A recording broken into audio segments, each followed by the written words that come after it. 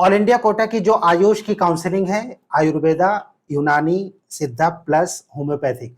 आयुष में BHMS, BMS, बीओएमएस और BSMS की जो ऑल इंडिया कोटा की काउंसलिंग होनी है, उसका जो शेड्यूल है वो पहले ही रिलीज किया जा चुका है। 1 तारीख से यानी 1 सितंबर से ये काउंसलिंग स्टार्ट हो रही है।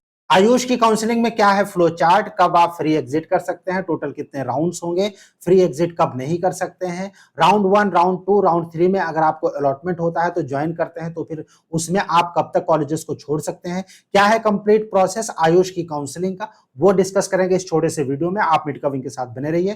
चैनल पहली बार विजिट कर रहे हैं, अभी तक आपने इसको सब्सक्राइब नहीं किया तो इसको सब्सक्राइब जरूर कीजिए, ताकि फ्यूचर के जो अपडेट्स हैं नीट 2023 के आयुष की काउंसलिंग को लेकर वो अपडेट्स आपको नॉन स्टॉप लगातार मिलते रहे। मिडकविंग की ओर से मैं हूं अमित, आप सभी का एक बार फिर से स्वागत है आपके अपने most favourite NEET informative channel मिडकविंग में। गाइस, बात हो रही है आयुष की काउंसलिंग की, और आयुष की काउंसलिंग की जो ऑफिशियल वेबसाइट है दैट इज AA.gov.in, और यहां पर जब आप जाएंगे यूजी काउंसलिंग में आपको लेटेस्ट अपडेट काउंसलिंग को लेकर मिल जाएगा। अगर हम शेड्यूल की बात करें, ऑलरेडी रिलीज हो चुका है, मिडकविंग ने पहले ही शेड्यूल के बारे में आपको कंप्लीट इंफॉर्मेशन वीडियो के थ्रू दे चुकी है कि कब कौन से राउंड की काउंसलिंग होगी। अब हम बात करेंगे इस वीडियो में फ्लो चार्ट का, यानी जो काउंसलिंग का प्रोसेस होता है वो कैसा होता है आयुष की काउंसलिंग में। सबसे पहले आपको रजिस्ट्रेशन करना पड़ेगा AA.CCC.gov.in ऑफिशियल वेबसाइट काउंसलिंग के लिए। वहीं पर आपको रजिस्ट्रेशन प्लस फीस पेमेंट वगैरह करनी है। चॉइस लॉकिंग और चॉइस फिलिंग आपको वहीं पर करना है। अब इस वेब पोर्टल पे जब आप रजिस्ट्रेशन करेंगे राउंड 1 की काउंसलिंग में, राउंड 1 में काउंसलिंग जब कंप्लीट होगी उसके बाद रिजल्ट आएगा, तो इसमें कैंडिडेट के पास 2 ऑप्शन होंगे, या तो रिजल्ट उनका अलॉटमेंट होगा या फिर नहीं होगा। अगर राउंड 1 में अलॉटमेंट नहीं होता है तो फिर उस केस में आप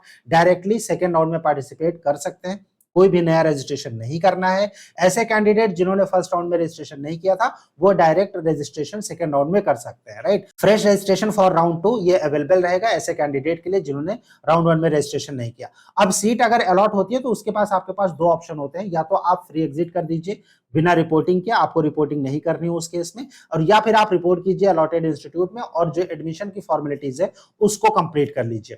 अब अगर आपने रिपोर्टिंग कर दी तो उसके बाद आपके पास राउंड 2 के स्टार्ट होने से पहले फ्री एग्जिट का ऑप्शन होता है, अगर आप जो एडमिटेड कॉलेज है उसमें कंटिन्यू नहीं करना चाहते हैं देन, यानी राउंड 2 से पहले फ्री एग्जिट आप एडमिशन लेने के बाद भी कर सकते हैं, और बिना एडमिशन लिए भी फ्री एग्जिट कर सकते हैं अगर राउंड 1 में अलॉटमेंट होता है तो, राइट। और उसके बाद आपको विलिंगनेस जो है सेकेंड राउंड के अपग्रेड के लिए यस या नो करना है। अगर आप नो करते हैं तो फिर जहां पर आपने एडमिशन ले चुके हैं, राइट, वहीं पर आपको कंटिन्यू करना है स्टडी, और आगे की काउंसलिंग में आप पार्टिसिपेट नहीं कर पाएंगे। अगर आप यस करते हैं तो फिर आप ऑटोमेटिकली सेकेंड राउंड के लिए एलिजिबल हो जाते हैं। एडमिशन लेने के बाद जो कैंडिडेट विलिंगनेस पे यस करेंगे ये उनके लिए है, जो फ्री एग्जिट करेंगे उनके लिए ये ऑप्शन नहीं है, वो ऑटोमेटिकली सेकंड राउंड में पार्टिसिपेट कर सकते हैं, राइट। सेकंड राउंड में नई सीट ऐड अगर होंगी तो वो डिस्प्ले होंगी। इसके अलावा वैकेंट सीट जहां पर कैंडिडेट्स ने अलॉटमेंट तो हुआ लेकिन उन्होंने रिपोर्टिंग नहीं करी, वो सीट अवेलेबल होगी, राइट। ऐसे कैंडिडेट जिन्होंने अलॉटमेंट के बाद एडमिशन लिया और उसके बाद उन्होंने वहां से रिजाइन कर दिया, वो सीट अवेलेबल होगी। इन सभी सीट पर जो चॉइस फिलिंग होगी वो फ्रेश चॉइस फिलिंग होगी, यानी दोबारा से चॉइस फिलिंग आपको करनी पड़ेगी। जितने भी चॉइस फिलिंग पहले राउंड में आपने किया होगा वो आपका नल एंड वाइड हो जाएगा, राइट।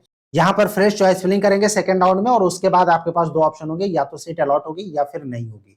अगर नहीं होता, राइट, तो उसके बाद आप क्या कर सकते हैं कि नहीं होने के केस में 2 तरह के अलॉटमेंट होंगे, कि जैसे राउंड 1 में जिन्होंने रिपोर्टिंग करी थी उनका या तो अपग्रेड नहीं हुआ, और ऐसे कैंडिडेट जिनको राउंड 1 में पार्टिसिपेट नहीं किया था या फिर मिला नहीं था और सेकंड राउंड में भी उनको नहीं मिला, तो जिनको नहीं मिला वो तो राउंड 3 में ऑलरेडी पार्टिसिपेट कर सकते हैं।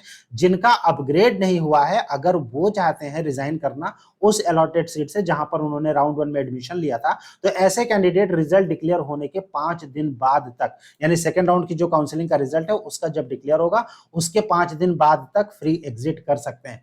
आयुष की काउंसलिंग में सेकंड राउंड में भी फ्री एग्जिट है, राइट। सो ये फ्री एग्जिट आप सेकंड राउंड में भी ले सकते हैं। कैंडिडेट ऐसे जिनको की अलॉटमेंट सेकंड राउंड में हो गया तो उनके पास 2 ऑप्शन होते हैं, या तो आप वहां पर रिपोर्टिंग कीजिए अलॉटेड इंस्टीट्यूट में, कंप्लीट एडमिशन फॉर्मेलिटीज आप कीजिए, राइट, और उसके बाद फ्री एग्जिट अगर आप लेना चाहते हैं, रिपोर्ट नहीं करते हैं तो फिर आप फ्री एग्जिट ले सकते हैं।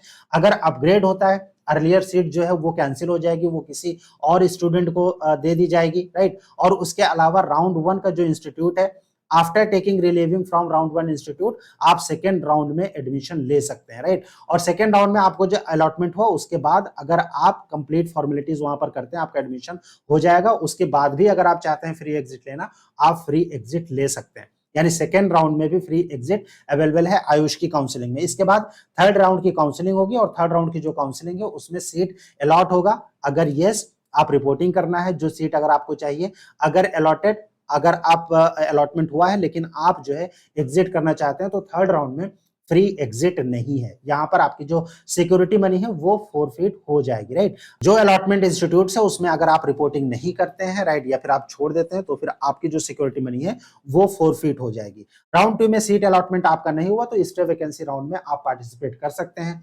राउंड 3 में न्यू रजिस्ट्रेशन है, नए रजिस्ट्रेशन कर सकते हैं।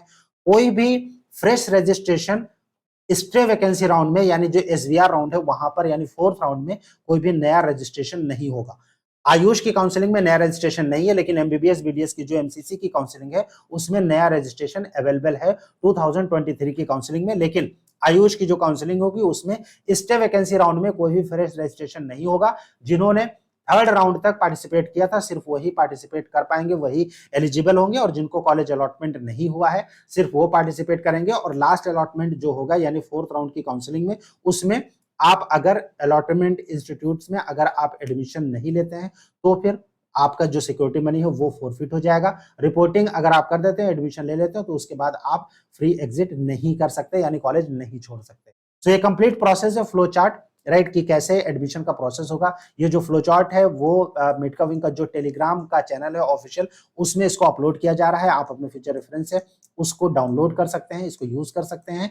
आप मेडकाविंग के साथ बने रहिए। नेक्स्ट वीडियोस में क्या कट ऑफ रहेगी आयुष के डिफरेंट कॉलेजेस में, आयुर्वेदा, यूनानी प्लस होम्योपैथिक और सिद्धा के कॉलेजेस में, central institutions plus deemed colleges plus all India quota के जितने भी गवर्नमेंट और गवर्नमेंट एडेड कॉलेजेस हैं उसमें क्या कट ऑफ रहेगा बताएंगे कंप्लीट डिटेल।